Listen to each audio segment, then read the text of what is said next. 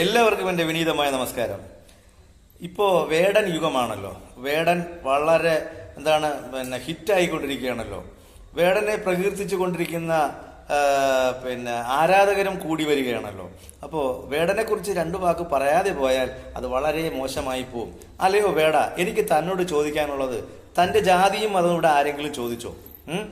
നീ പറയാനാണെന്നോ പൊലയാനാണെന്നോ അങ്ങനെ വേടനാണെന്നോ അങ്ങനെ ഞങ്ങൾ ആരെങ്കിലും, നമ്മുടെ ഈ കേരളക്കരയിലുള്ള ആരെങ്കിലും നിന്നോട് അങ്ങനെ ചോദിക്കുകയുണ്ടായോ? ഇല്ലല്ലോ. പിന്നെ താൻ എന്തിനാണ് ഞാൻ പെലയനല്ല, വേടനല്ല, മറ്റതെല്ലാം മറിച്ചതെല്ലാം ഇങ്ങനെ പാടിക്കൊണ്ട് നടക്കുന്നത്?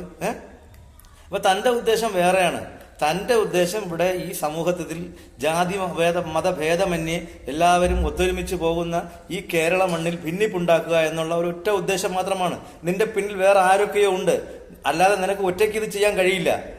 കാരണം നീ ആദ്യമേ പാട്ടുപാടി വേദിയിൽ വന്നത് രാജ്യത്തിന്റെ പ്രധാനമന്ത്രിയായ മോദിയെ കുറിച്ചാണ്.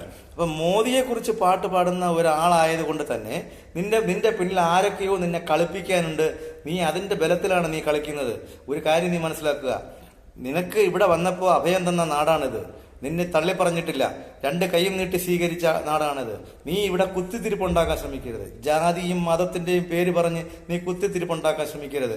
മനസ്സിലായോ? ഇവിടെ എല്ലാവരും തുല്യരാണ്. ഇന്ന് നീ പറയുന്ന ഈ അധകൃതരായിട്ടുള്ള സമൂഹത്തിൽ ജീവിക്കുന്ന പാവപ്പെട്ടവരായിട്ടുള്ള, അതായത് പിന്നോക്ക സമുദായത്തിലുള്ള ആളുകളാണ് ഇന്ന് മുന്നോക്കം നേതൃസ്ഥാനങ്ങളിലിരിക്കുന്നത്, മുന്നോക്ക സ്ഥാനങ്ങളിലിരിക്കുന്നത്. നീ ചിന്തിക്കണം. മനസ്സിലായില്ലേ? ഉദാഹരണത്തിന് ശ്രീ പിണറായി വിജയൻ കേരളത്തിന്റെ മുഖ്യമന്ത്രിയാണ്. അദ്ദേഹം ഏത് ജാതിക്കാരനാണെന്നറിയാം. അതുപോലെ VS അച്യുതാനന്ദൻ, അദ്ദേഹം ഇവിടുത്തെ സമുന്നതനായ ഒരു നേതാവായിരുന്നു. അദ്ദേഹം ഏത് ജാതിക്കാരനാണെന്നറിയാം. അവരൊക്കെ പിന്നോക്ക സമുദായത്തിൽ നിന്ന് വന്നവരാണ്. അവരെല്ലാം ഇന്ന് ഉന്നത പദവിയിലാണ്. എന്തിനേറെ പറയുന്നു, രാഷ്ട്രപതി ദ്രൗപദി മുർമു മുതൽ രാംനാഥ് കോവിന്ദ് വരെ, നമ്മുടെ ഇന്ത്യൻ പ്രധാനമന്ത്രി വരെ പിന്നോക്ക സമുദായത്തിൽ നിന്നുള്ളവരാണ്. അങ്ങനെ ഇരിക്കെ ഈ സമൂഹത്തിൽ ഭിന്നിപ്പുണ്ടാക്കാൻ വേണ്ടി കുത്തിത്തിരുമായി മേലാൽ നീ ഈ പണി ചെയ്യരുത്. ഇത് നിന്നോടുള്ള ഒരു റിക്വസ്റ്റാണ്. കാരണം നിന്റെ പിന്നിൽ ആരൊക്കെയോ നിന്നെ കളിപ്പിക്കുന്നുണ്ട്. ഈ രാജ്യത്തിന്റെ പ്രധാനമന്ത്രി, അത് ഏത് രാഷ്ട്രീയ പാർട്ടിക്കാരനോ ആയിക്കോട്ടെ, അത് കോൺഗ്രസ്സുകാരനായിക്കോട്ടെ, അത് BJP-കാരനായിക്കോട്ടെ, അല്ലെങ്കിൽ മറ്റേതെങ്കിലും രാഷ്ട്രീയ പാർട്ടിയിൽ പെട്ടവരായിക്കോട്ടെ, ഒരിക്കലും അധിക്ഷേപിക്കാൻ പാടില്ല.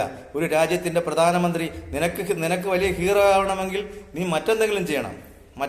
നിനക്ക് കലാമൂല്യമുള്ള ഒരുത്തനാണെന്നുണ്ടെങ്കിൽ നീ ഇങ്ങനെയൊന്നും പറയാൻ പാടില്ല, പാടാനും പാടില്ല. ഒരു രാജ്യത്തിന്റെ പ്രധാനമന്ത്രിയെ കുറിച്ച് ഇങ്ങനെയൊന്നും പാടാൻ പാടില്ല. നീ അന്തസ്സുള്ളവനാണെന്നുണ്ടെങ്കിൽ നീ മറ്റേതെങ്കിലും രീതിയിൽ ഒരു കലാകാരൻ എന്നുള്ള രീതിയിൽ നീ വന്നു കഴിഞ്ഞാൽ നിന്നെ എല്ലാവരും അംഗീകരിക്കും. പക്ഷേ അത് പോയിട്ട് രണ്ട് കൈയും നീട്ടി സ്വീകരിച്ച നമ്മുടെ ഈ കേരള മണ്ണിൽ നിന്നുകൊണ്ട് നീ ഇത്തരത്തിൽ ഈ കോപ്രായങ്ങൾ പാടി നടക്കുന്നത് ശരിയായ രീതിയല്ല. ഇത് ഇനിയെങ്കിലും നീ നിർത്തണം.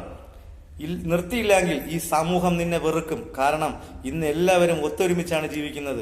ഇവിടെ ജാതിയുടെയും മറ്റ് മതത്തിന്റെയും സ്പർദ്ധയുടെ യാതൊരു ഇതുമില്ല. അങ്ങനെ യാതൊരു ഇതിലും കേരളത്തിലില്ല.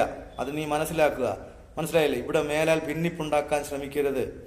60-70 വർഷങ്ങൾക്ക് മുമ്പ് ഉണ്ടായിരുന്ന ഒരു കാര്യം നീ വീണ്ടും കുത്തിപ്പൊക്കി പറഞ്ഞ് ഇവിടെ വിഷയങ്ങൾ ഉണ്ടാക്കരുതെന്ന് മാത്രമാണ് എനിക്ക് നിന്നോട് പറയാനുള്ളത്. ജയ് ഭാരത്.